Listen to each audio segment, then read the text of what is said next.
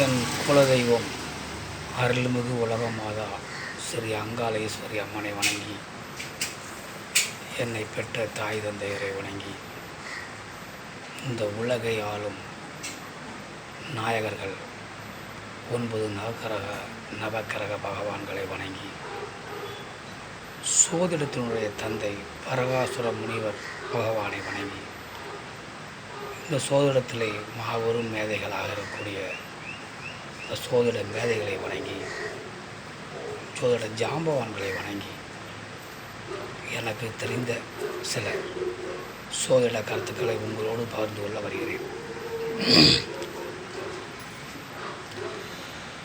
சோதிடத்திலே 12 வீடுகள் உள்ளது, 9 கிரகங்கள் உள்ளது. 12 வீடுகளிலே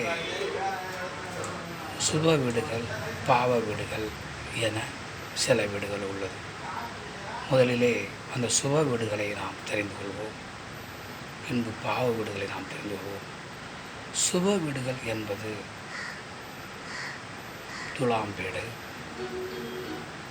மிதுனம் வீடு, கடகம் வீடு, கன்னி வீடு, ரிஷபம் வீடு, தனுசு வீடு, மீனம் வீடு. இவைகளெல்லாம் சுபத்தன்மையை பொருந்திய வீடுகள். நம்ம பாவ வீடுகள் என்று சொன்னால் மேசம் வீடு, சிம்மம் வீடு, விருச்சிகம் வீடு, மகரம் வீடு, கும்பம் வீடு.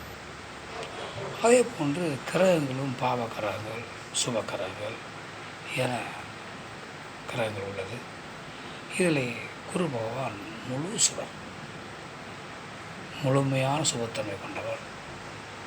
சுக்கிர பகவான் 75% சுபத்தன்மையும் 25% அசுபத்தன்மையும் கொண்டவர். அவர் புதன் பகவான் தனியாக இருந்தால் முழு சுபராக இருப்பார், பிறரோடு சேர்ந்து விட்டால் அவர் அசுபராக மாறிவிடுவார். அந்த கிரகங்களை பொறுத்து சுபக்கிரகங்களோடு சேர்ந்தால் சுபராக இருப்பார், அசுப கிரகங்களோடு சேர்ந்தால் அசுபராக இருப்பார். சந்திர பகவான் வளர்பிறை சந்திரன், தேய்பிறை சந்திரன் என 2 வகைகளை அவர் இருப்பார். வளர்பிறையிலே சந்திர பகவான் இருந்தால் முழு சுபராக இருப்பார், தேய்பிறையில் இருந்தால் அசுபக்கிரகமாக இருப்பார். அதே போன்று செவ்வாய் பகவான் ஒரு அசுப கிரகம், சூரிய பகவான் முக்கால் பாவக்கிரகம், சனீஸ்வர பகவான் முழு பாவக்கிரகம். அதுபோன்று ராக பகவான், கேது பகவான் இருவருக்கும் வீடுகள் கிடையாது. இருவரும் முழு பாவர்கள். இந்த சூழ்நிலையில் சுப வீடுகளிலே ஒரு சுபக்கிரகம் இருந்து 2 பாவக்கிரகம் இருந்தால் அது குரு பகவான் சுபக்கிரகம். பாவக்கிரகம் 2 இருந்தாலும் கூட குரு பகவான் வலிமை கூடியவர். 100 மடங்கு சுபக்கிரகம் முழு சுபர். 2 பாவக்கிரகங்கள் இருந்தாலும் இருவருக்கும் அவர் 75% சக்திகளை இழந்தாலும் 25% நல்ல சக்தியோடு அந்த வீட்டில் நன்மைகள் செய்வார்.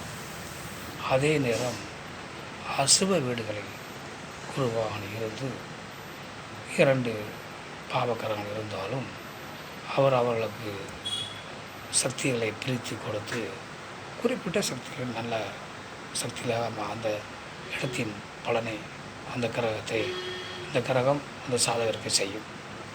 அதே நேரம் சுக்கிரன் ஒரு இடத்தில் சுப வீட்டில் இருந்தால் 2 அசுப கிரகங்கள் இருந்தாலும் அவர்களுக்கு ஓரளவுக்கு தன்னுடைய சக்திகளை பிரித்து கொடுத்துட்டு குறிப்பிட்ட அளவு சக்திகளை அவர் அந்த வீட்டின் பலனை நல்ல பலனாக செய்வார். அதே நேரம் புதன் பகவான் அப்படி இல்லை. எந்த கிரகம் சேர்ந்திருக்கிறதோ அதனுடைய சூழ்நிலை தக்கன அவரோடு மாறிவிடுவார், அதாவது சுபராக செயல்பட மாட்டார். அதே போன்றுதான் சந்திர பகவானும் தேய்பிறை இருந்தால் தீயதை செய்வார், வளர்பிறை வந்தால் நல்லதை செய்வார். இப்பொழுது நாம் தெரிந்து கொண்டோம், ஒவ்வொரு சூழ்நிலையிலும் ஒவ்வொரு கிரகங்களும் எப்படி இருக்கும் என தெரிந்து கொண்டோம். மற்றவற்றை அடுத்த வழியில் காண்போம். இதுவரையில் உங்களோடு இந்த கருத்துக்களை பகிர்ந்தமைக்கு மகிழ்ச்சி அடைகிறேன். நன்றி, வணக்கம்.